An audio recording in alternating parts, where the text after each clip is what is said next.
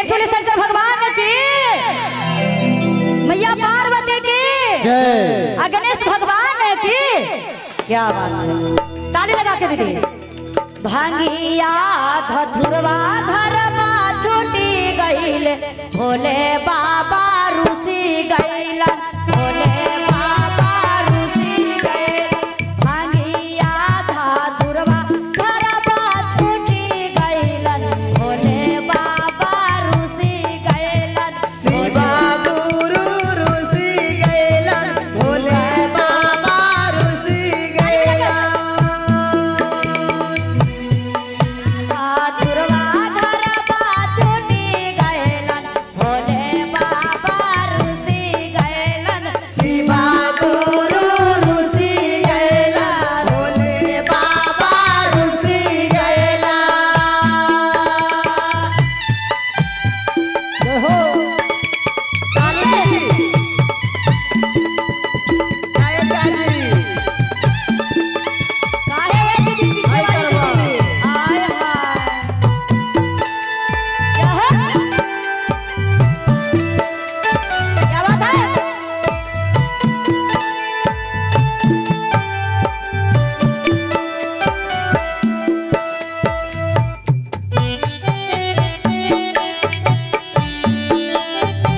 क्या बात है ताली दीदी? ताली बजा के दीदी, ताली बजाइए। पीछे वाली दीदी, ताली। और भैया, ताली भैया।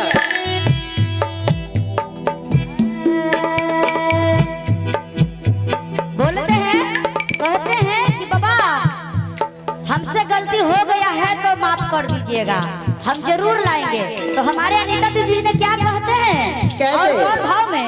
कैसे कहते हैं? भांगिया धथुरा बनाई लेबै, भोले बाबा के बनाई लेबो। भोला के बनाई लेबो, गुरु के बनाई लेबो। भांगिया धथुरवा हम बनाई लेबो, भोले बाबा के बनाई लेबो। गुरु के बनाई लेबो, भोले के बनाई लेबो। क्या बात है दीदी, पहले बनाना है बाबा के, और तब भी आगे बढ़ेगा। झूठा झूठ बोलते रहे। पीछे वाली दीदी, ताली दीदी।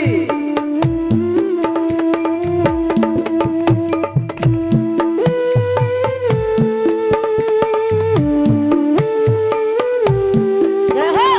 क्या बात है?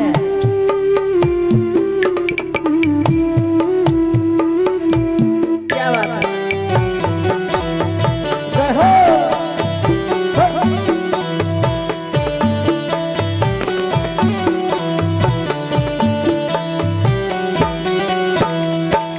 तो कहते हो कैसे? यहाँ पार्वती जी भी रुस जाते हैं भाई, तो कहना है ये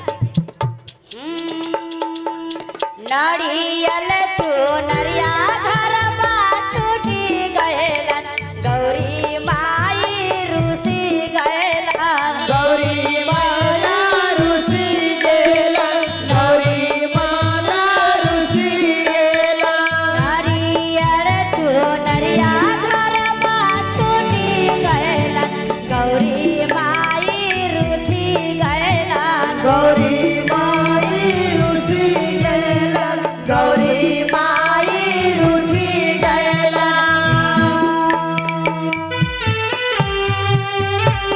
क्या बात है?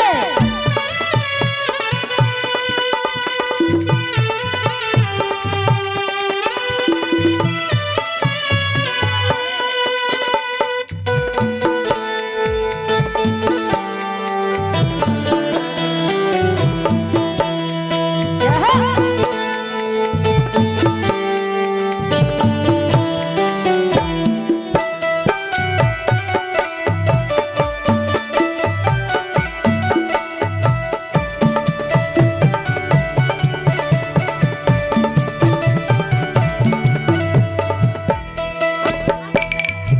और क्या कहना है? नारियल चुनरिया बनाई लेबै, गौरी मैया के बनाई लेबै। गौया के बनाई लेबै, गौरी के